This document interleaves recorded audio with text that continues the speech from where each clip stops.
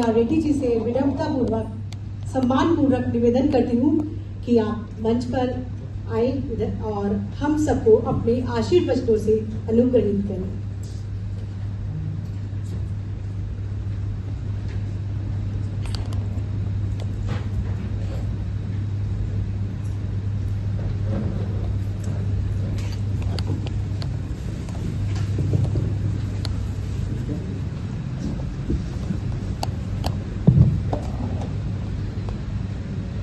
सबसे पहले मैं डॉक्टर मनीला जी को बहुत बहुत धन्यवाद करना चाहता हूं। आपको आपने इतने प्रेम से स्वागत किया हम सबको इधर।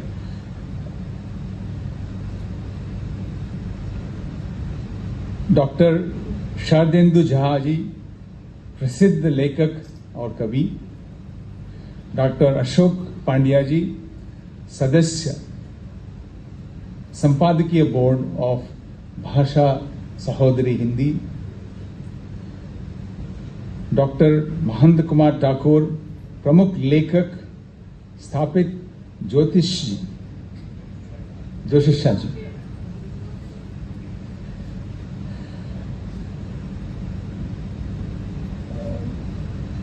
मैं शुरू करने से पहले आपसे ये विनती करना चाहता हूं।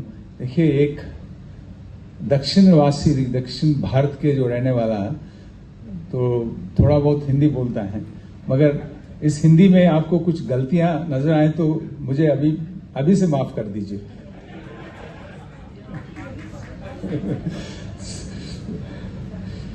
माननीय विद्वानगण, विश्व भर से पधारे हिंदी प्रेमी अतिथिगण, देवी और सज्जनों, नमस्कार और आप सभी का हार्दिक स्वागत इस हमारे नेताजी सुभाष चंद्र बोस कल्चरल सेंटर पे। यह मेरे लिए अत्यंत गर्व और सम्मान की बात है कि मैं आज इस 12वीं अंतर्राष्ट्रीय हिंदी सम्मेलन में भाग ले रहा हूं, जिसका आयोजन भाषा सहोदरी हिंदी द्वारा किया जा रहा है। एक ऐसी संस्था जो पिछले 15 वर्ष से हिंदी भाषा के प्रचार प्रसार और विकास हेतु सतत समर्पित रही है। इतनी निष्ठा और वैश्विक भागीदारी के साथ हिंदी के लिए कार्य होते देखना अत्यंत प्रेरणादायक है। मलेशिया में भारतीय उच्चायोग की ओर से मैं आयोजकों को इस महत्वपूर्ण आयोजन के लिए हार्दिक बधाई देता हूं और यह सम्मेलन नेताजी सुभाष चंद्र बोस भारतीय सांस्कृतिक केंद्र में आयोजित हो रहा है, ये विशेष रूप से सार्थक है। मलेशिया में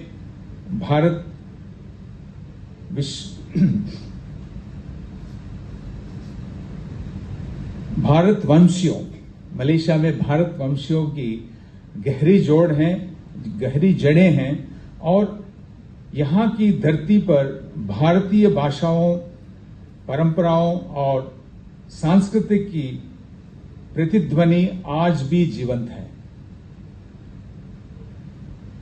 माननीय विद्वानगण, भाषा केवल संप्रेषण का माध्यम नहीं होता है, वह स्मृति की वाहिका होती है, पहचान की संवाहिका होती है और समय व भूगोल से परे एक सेतु बनती है।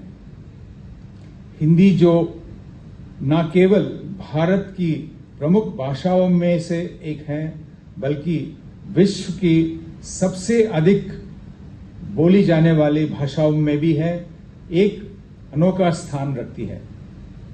इसकी समृद्धता इसके साहित्य और कविता में ही नहीं, बल्कि इसकी वो क्षमता में है जो यह लोगों को जोड़ने के लिए प्रदर्शित करती है। भारत में भी और प्रवासी भारतीय समुदायों के बीच में भी।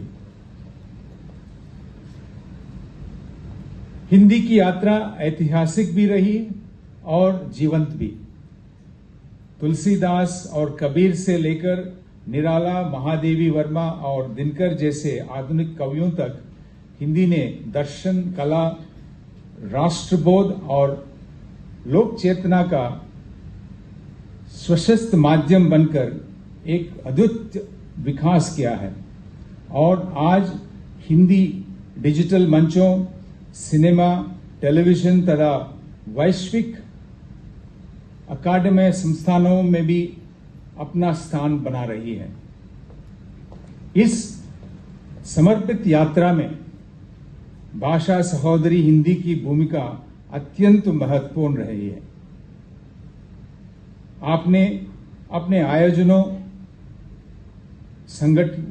संगोष्ठियों और अंतर्राष्ट्रीय सम्मेलनों के माध्यम से हिंदी प्रयोगी शिक्षकों, विद्यार्थियों और लेखकों के वैश्विक स्तर पर जोड़ा है। आपने हिंदी के लिए संवाद का एक मंच बनाया है, जहां विचारों का आदान प्रदान होता है और सांस्कृतिक चेतना को बढ़ावा मिलता है। आपका कार्यक्रम, आपका कार्य हमें यह याद दिलाता है कि किसी भी भाषा का प्रचार तभी सफल होता है जब वह प्रासंगिक भी हो और सुलभ भी। जब हम हिंदी को कक्षाओं में, डिजिटल मंचों पर, घरों और समुदायों में लाते हैं, तब हम इसके जीवन को संजीवनी प्रदान करते हैं।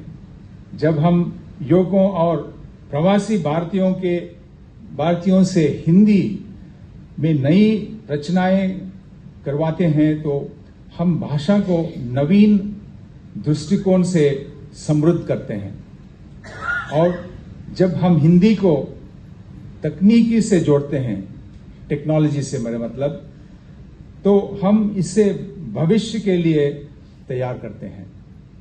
देवियों सज्जनों, भारत सरकार भारतीय भाषाओं के विकास के प्रति पूर्णतः प्रतिबद्ध है। नई राष्ट्रीय शिक्षा नीति में बहुभाषिकता, भारतीय भाषाओं के पढ़ाई और मातृभाषा आधारित शिक्षा और इसके विशेष जोर दे रही हैं।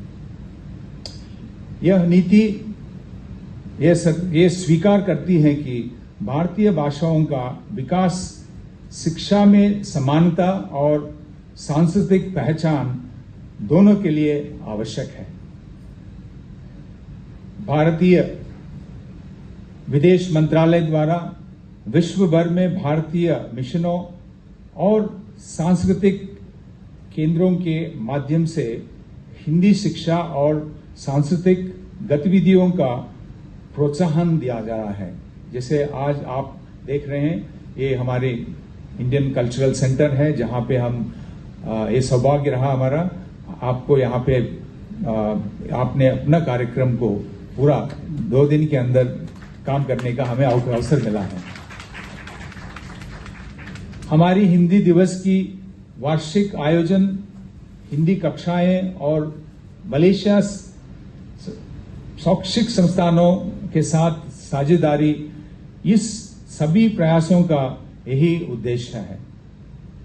मलेशिया में भारतीय मूल का समुदाय हिंदी सहित तमिल, पंजाबी, उर्दू, सिंधी, ओडिया, गुजराती जैसे 8 भाषाओं को जीवंत रखे हुए हैं। यह भारत की बहुलतावादी भावना का प्रतीक है। उच्चायोग इन प्रयासों को और मजबूत देने के लिए पूर्ण सहयोग करता रहा है।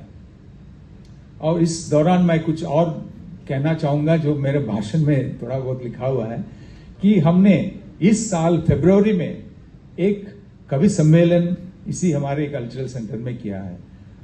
उसका उद्देश्य था साझा कल्पनाएं साझा कल्पनाएं, मलेशिया में हिंदी कविता की खुशबू।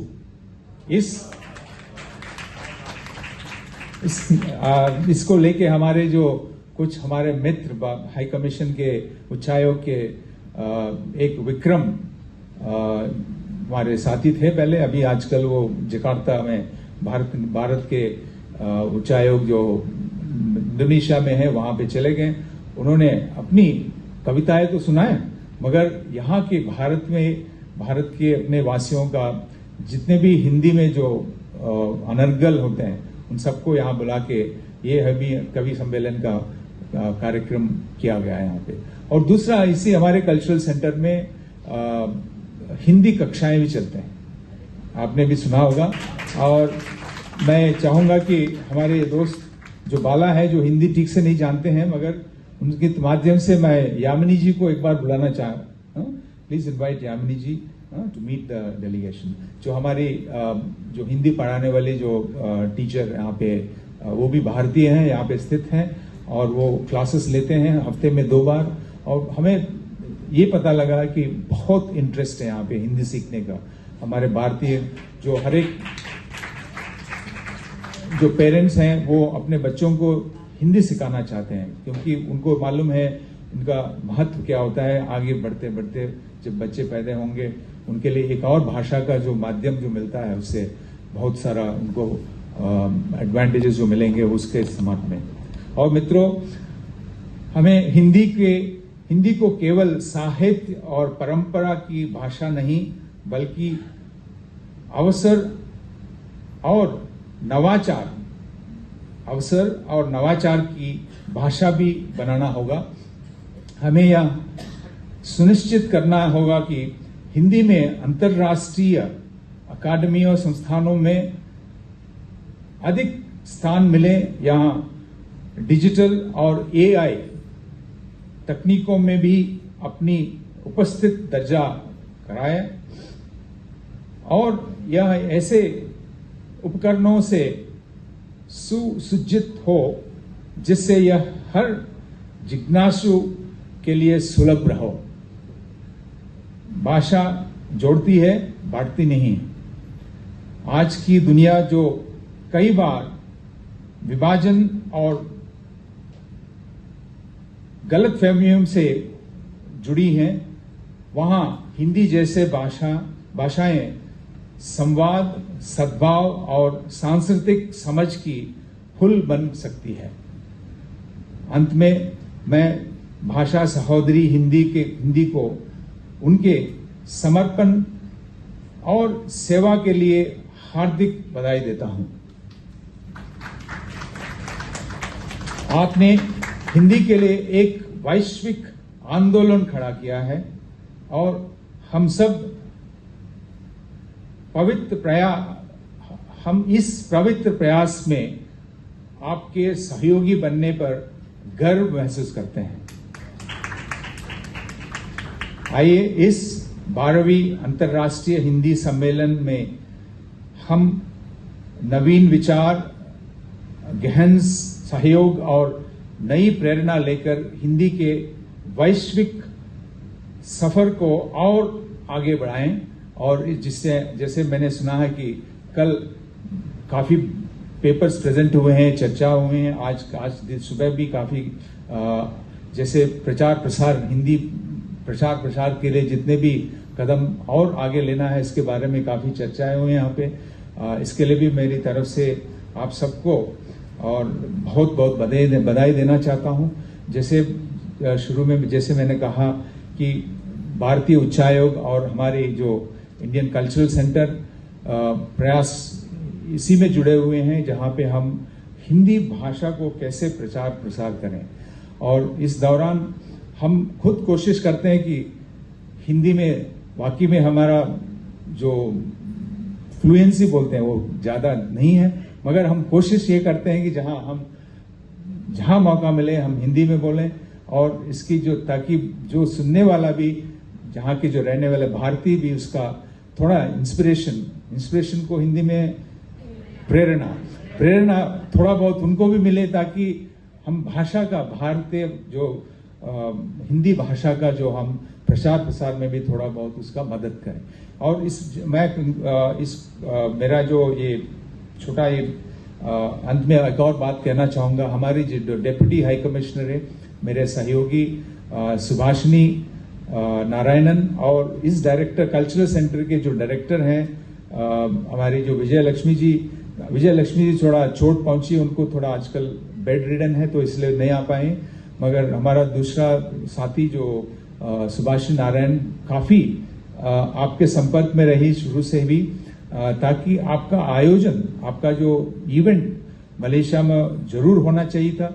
और दूसरा जो भी हमारी तरफ से सपोर्ट जो देना चाहिए उसके लिए हम करने के लिए शुरू से तैयार थे। मगर मेरे लिए बहुत खुशी की बात है कि आप सब लोग आ पाए हैं यहाँ पे, और हिंदी की जो प्रचार प्रसार का जो भी आपने जो कार्यक्रम ये 2 दिन से जो चल रहा है ये सफल रही है। मुझे लगता है कि आपकी जो जोश से मुझे पता लग रहा है कि काफी सफल हुई है। और इसके लिए मैं आप वंस अगेन मैं भाषा सहोदरी हिंदी जो आपके लिए आपको मैं अपनी तरफ से हार्दिक शुभकामनाएं देता हूं। और इससे मैं अंत करता हूं भाषा मेरा। Thank you very much. नमस्कार, धन्यवाद।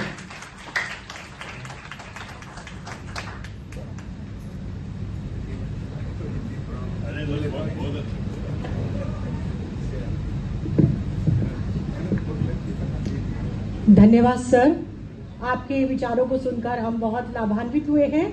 और आपने हिंदी भाषा के स्वरूप, वैश्विक स्तर पर हिंदी भाषा की महत्वपूर्ण भूमिका, नई राष्ट्रीय शिक्षा नीति में हिंदी की भूमिका, और साथ ही विश्व भर में सांस्कृतिक केंद्रों द्वारा हिंदी को प्रोत्साहन दिए जाने वाले कार्यक्रमों की जानकारी दी। मैं आपका बहुत धन्यवाद देती हूँ। साथ ही आपने जो भाषा सहोदरी हिंदी को अंतर्राष्ट्रीय सम्मेलन के लिए नेताजी सुभाष चंद्र बोस भारतीय सांस्कृतिक केंद्र उपलब्ध कराया है, उसके लिए भी मैं आपका हृदय से आभार व्यक्त करती हूँ। आपके विचार निश्चित रूप से हमारे लिए बहुत महत्वपूर्ण है, और आपका सहयोग निरंतर जो आप हमें दे रहे हैं उसके लिए मैं पुनः आपका धन्यवाद देती हूँ। मेरा निवेदन है सर कि हमारे जो प्रतिभागी हैं वो आपके साथ एक ग्रुप फोटोग्राफ लेना चाहते हैं, तो मैं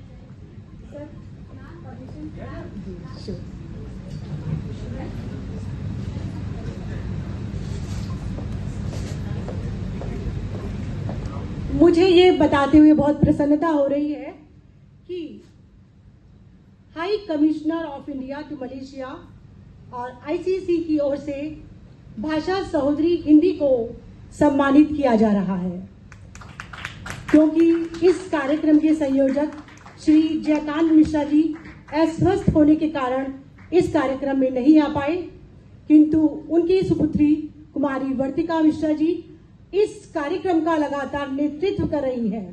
तो आदरणीय सर ने उनको प्रतीक चिन्ह के द्वारा सम्मानित किया है। मैं निवेदन करती हूँ कि वो आए और सर के हाथों से वो प्रतीक चिन्ह स्वीकार करें।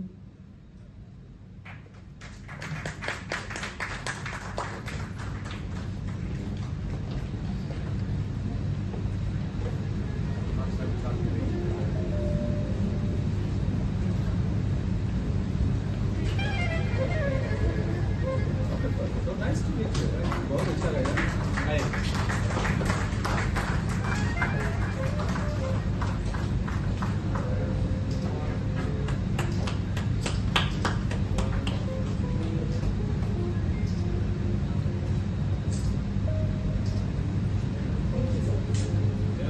जी के जो पिताजी हैं